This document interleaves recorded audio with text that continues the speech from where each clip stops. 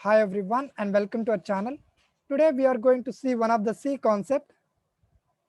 Today's concept is all about arrays. Let me tell you the definition of an array. An array is a sequential data structure, which means a group of elements will be stored one after another, just like we sit on a bench, right?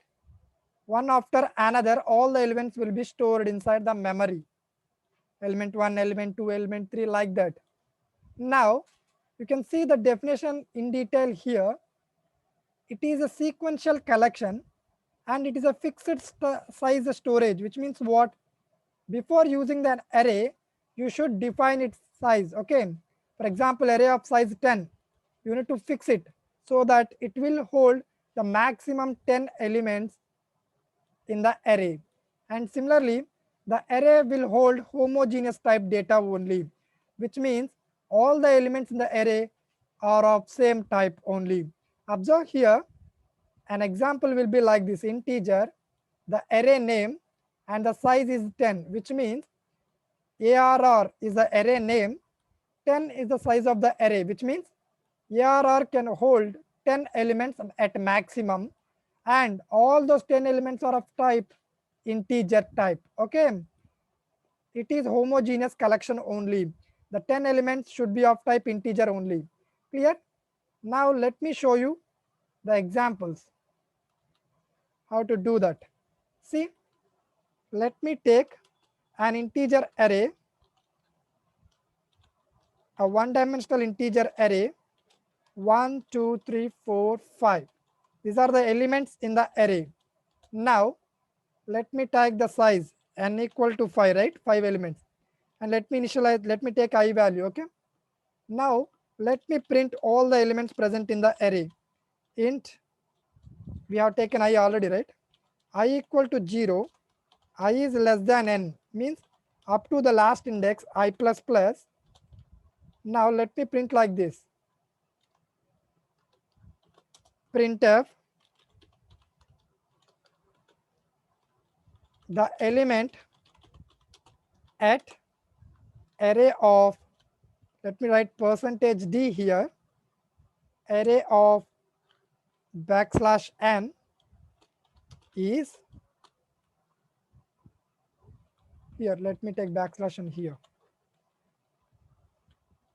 backslash n comma array of I. Now let's observe here, the first time array of 0, 1 will be printed, array of 1, 2 will be printed, array of 2. We know that if the array is like this 1, 2, 3, 4, 5, the index positions will start from 0. Okay, 0, 1, 2, 3, 4. Now let's see the output of this code. Okay, let me put a semicolon here and execute. See, the element at array of 1, 2, 3. Okay, hold on. For I equal to 0, I less than n, I plus plus, the element is, I need to write like this, percentage d backslash n array of I. Let me execute and show to you. See the elements, right? 1, 2, 3, 4, 5. Now let me represent in detail here. Is the elements, the element array of percentage d, element of percentage d is, which means what? I need to print I and I need to print array of I. Now see how it will print. Element at array of 0, array of 1, array of 2, array of 3, like that, right? These are all values of I and these are all values of array of I. Now observe here, let me see some more details here. Okay, let me show you how to get whether they are stored sequentially or not. Okay, observe here, let me print out the addresses. Print, okay, printf address of element 1 is percentage d backslash n, and the address I'm going to take is array plus 0. Okay. By writing like this, I will get the address of first element. Now let me take the address of second variable, address of third element, address of fourth element. Hold on. Address of fourth element, address of fifth element. See, we will print the address of each and every element. Array 1 at index 2, at index 3, at index 4. Now let me save this code and execute here. Now as you can see, here all the elements are stored in sequential order, right? Because here we can observe a constant difference of 4 in between the addresses. The difference between these two is 4. This 2 is 4. Why? Because 1, 2, 3, 4, 5 are stored, and this integer type will take 4 bytes. So add plus 4, you will get this address. Plus 4, you will get this address. Plus 4, you will get this address.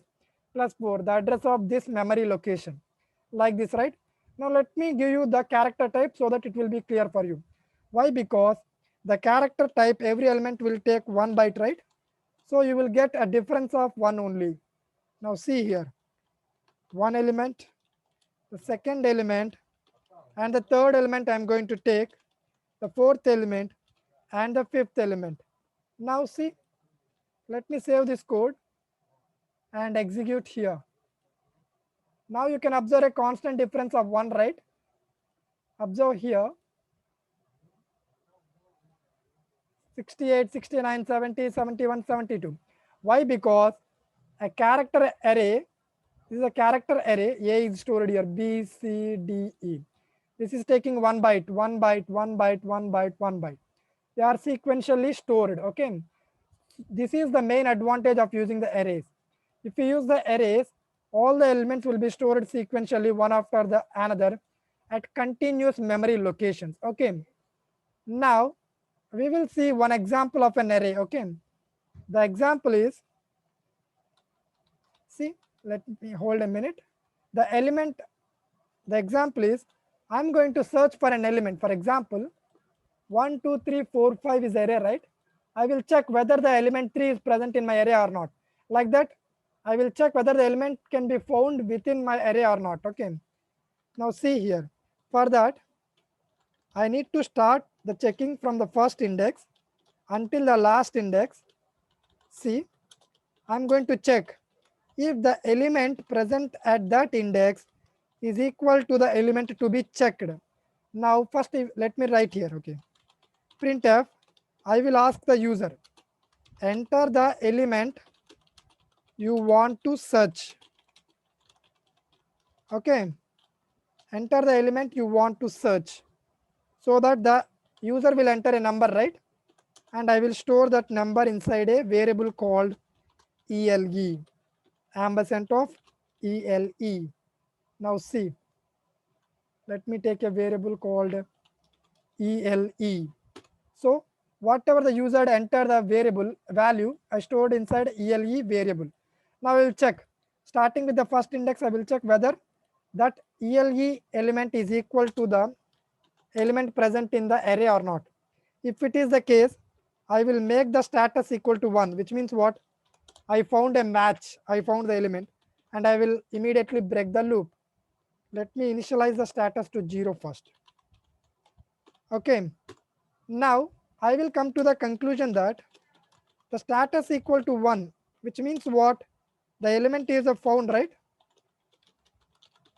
Element is a found at the position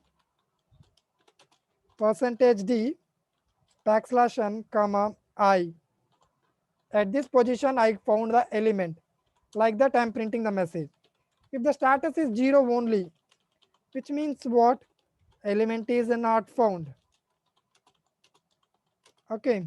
Now, let me show you, let me trace you the code. The first time, I will take the elements array as 1, 2, 3, 4, 5, and I want to search the element 3. Now 1 will be compared with 3, not matched. 2 will be compared with 3, not matched. 3 will be compared with 3, yes, matched.